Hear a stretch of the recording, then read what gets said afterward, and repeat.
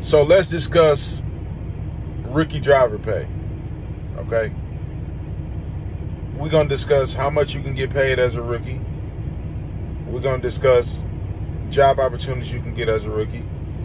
We're going to discuss things that would advance you to more pay as a rookie. All right, so first, let's talk about pay as a rookie. First thing first. You can get paid anywhere between $800 a week as a rookie or $18,000 a week as a rookie. Now that $800 to $18,000 is tiered based on your status in trucking. Are you a company driver? Are you a lease operator? Are you a owner operator? Do you have your own authority? Experience don't matter, because you can go right to authority a day of being in a trucking. There's no rules. There's nothing that says you can't do that, and you can just learn on the go. If that's your prerogative and what you want to do, that's fine. Typically, as a company driver, you should get between $800 and $2,000, $2,500 a week, depending on what you do and what endorsements you got, what endorsements you're using. Most companies do not pay well. Okay, not most companies. The trucking industry as a whole typically don't pay based on seniority. The trucking company typically pay based off loyalty, commitment, and reputation. That's what's going to get you your money. So let me explain to you what I mean by that. If you've been doing this for one day, if you just graduated school, CDL school yesterday, and only been doing this for a day, if you go to a company and they start out at $25 an hour, they start out at $25 an hour. No matter if you just started yesterday or you've been doing this for 50 years, you're going to come in that door getting $25 an hour. Now, they might say after 6 months we give you $1 raise, or after a year we give you $1, whatever. Within that company, they're going to have raise based off of your commitment, loyalty, and reputation with them within the company. What you can do is get with a company, and let's say you really want $27 an hour, but they starting out at $25 an hour.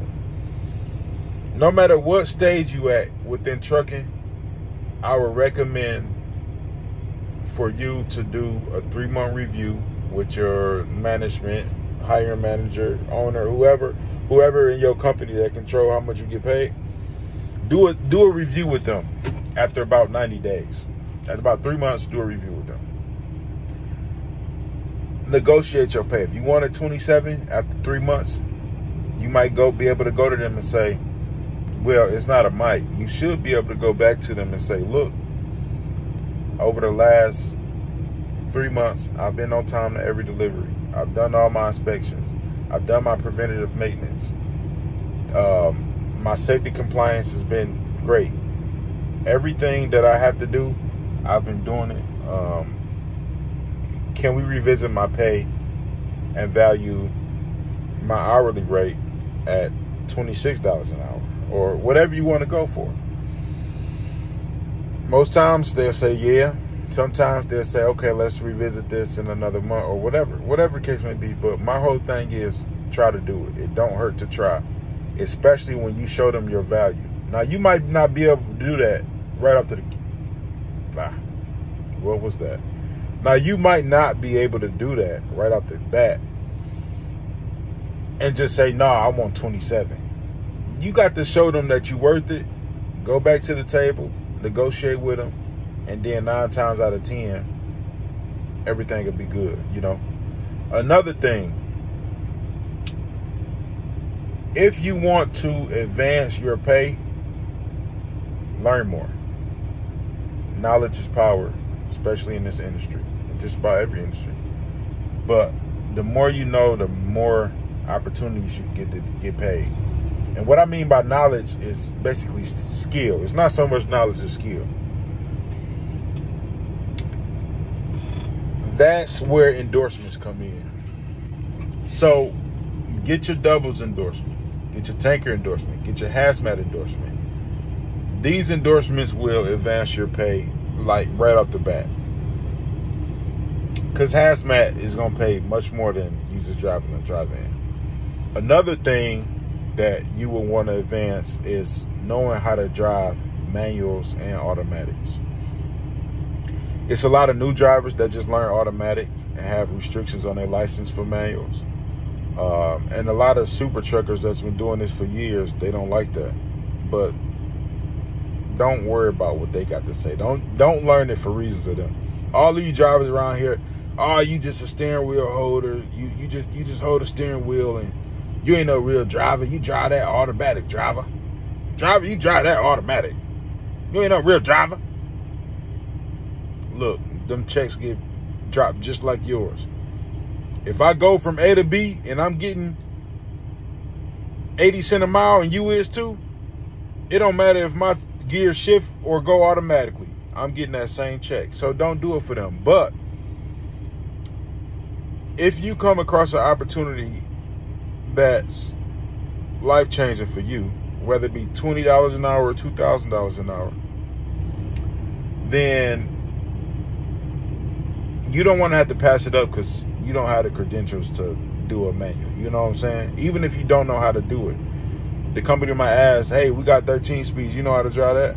You can say, no, but I'm willing to learn. You know, if you can work with me and train me, I'm willing to learn. They might say, okay, well, we bring them on and train them. Another thing, if you lease on to a company and you have a lease purchase thing going on with them, you have to pay weekly for the most part, and they're gonna hit you over the head. So you'll gross a lot, but then you're not gonna net much.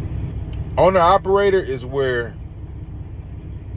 if you're owner operator, you get with a good company or you own your own authority, you'll be doing between 8, 10, 12, 15. The sky's the limit at that point.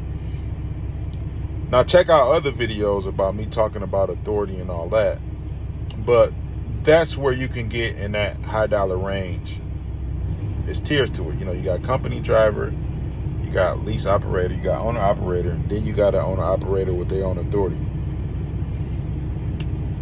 You can make a lot more money also by going with a owner operator that owns trucks, a fleet owner under a company, and then a lot of times they'll 1099 you. Now consult with your accountant for the legal parts of that and the taxes and how you need to control that, but sometimes that does net you more money if you do it right.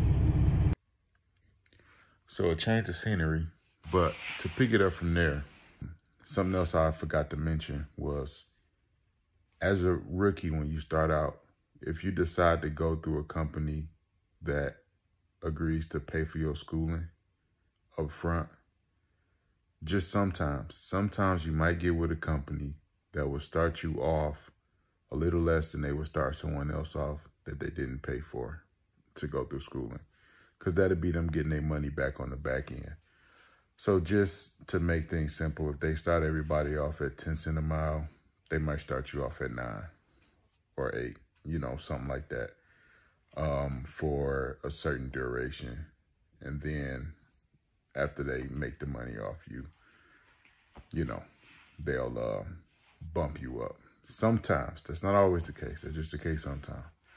Or they may set up something to where you know, pay out of pocket. But typically, to summarize things, wrap things up, rookie pay as a driver, the sky's the limit, just as it is for somebody that's been in this, doing this for 30 years. So I appreciate y'all for tuning in, sticking through the video, watching to the end.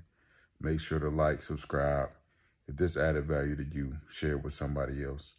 Feel free to comment and let me know anything that you need assistance with while you starting trucking, or if you're already in trucking. If there's anything to help you, that I can help you with, I'm more than happy to.